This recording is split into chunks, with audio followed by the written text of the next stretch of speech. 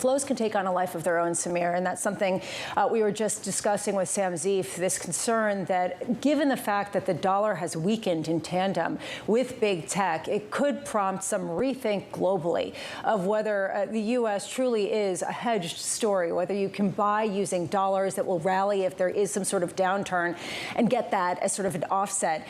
Do you see anything like that happening, or how concerned are you about some sort of global shift away from the U.S.? I mean, we've always been kind of neutral on developed market equities, so we do want people to have a full allocation there.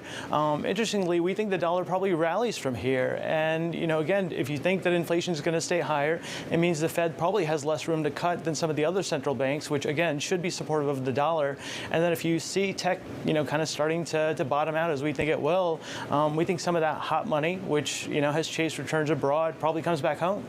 So what do you reject that we're hearing about, or that the market is sniffing out, about slowing growth that we heard particularly last week from the airlines? Why is that not something that really is a warning sign to you? It probably is. And look, it's probably a warning sign on the consumer side. So, you know, the areas that we like tend to be more on the manufacturing side. We like industrials. We like energy. Refining spreads are finally starting to kind of perk up. We like financials.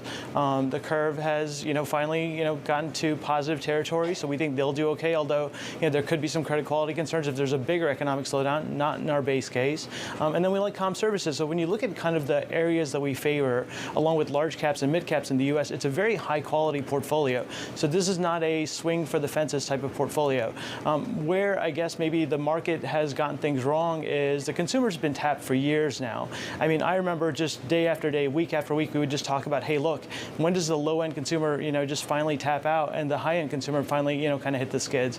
And I think some of that has been a long time coming, but some of it's probably precipitated by the tariffs.